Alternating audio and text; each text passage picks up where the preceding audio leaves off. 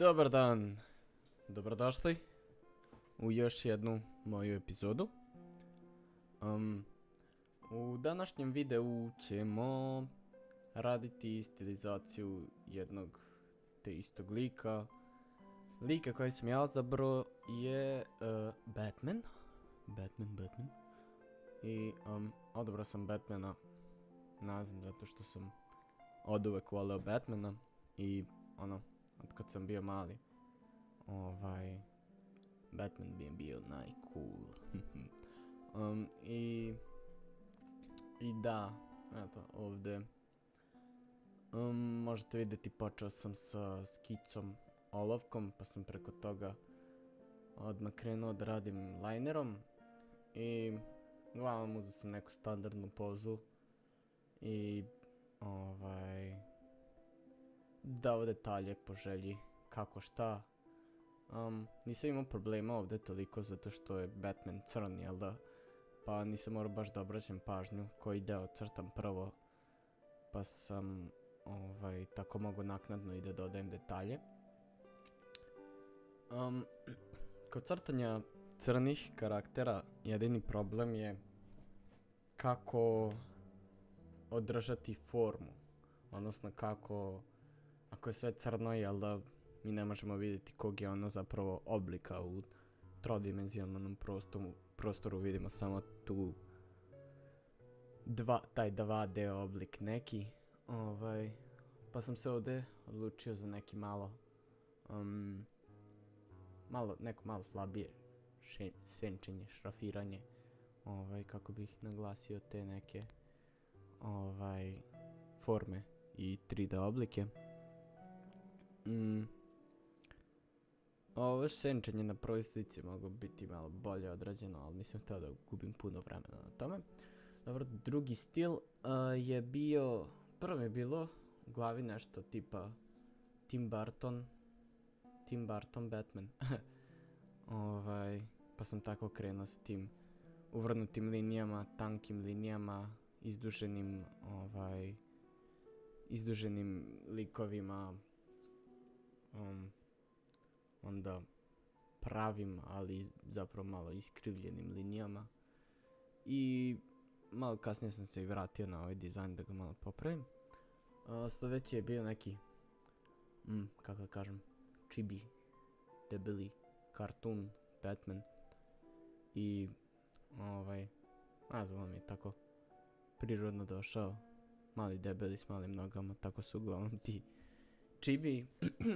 Sljedeći stil, stick, jednostavne linije, jednostavne površine, nema puno šta da se doda. Sljedeće sam imao ideju da uradim jednog Batmana samo s trouglovima, ali se ispostavilo da je to malo teže nego što sam ja mislio, da bi mi trebalo mnogo više vremena. Ako bih htio da ga uradim kao svet, pa je on ispao tako što je ispao, a meni dosta liči na Crash Bandicoota, ne znam da li ko zna ko je to, ali nema veze. Sljedeći pokušaj je bio da baš pokušam da uradim taj 2D Batman neki, ali neku Nightmare verziju, jel da? I mislim, jedini način kako bi mu se video znak bi bio da ostavim belo taj deo gdje bi znak bio. I to sam i uradio, prilično sam zadovoljan kako je on ispao zapravo. I mislim da mi se on najviše čak i sviđa. Sljedeći stil, tačkanje.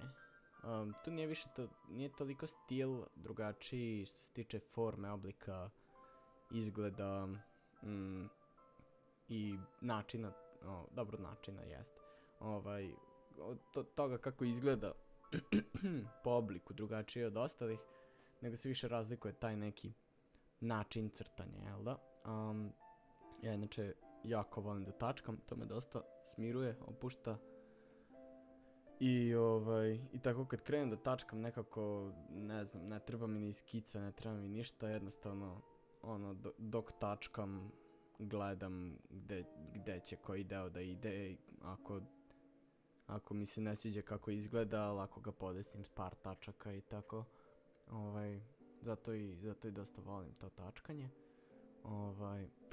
Jedno što je bilo glupo od mene baš što nisam radio skicu je zato što nisam znao gdje će mi noge završiti, pa mi je jedna malo pobegla, ali nema veze.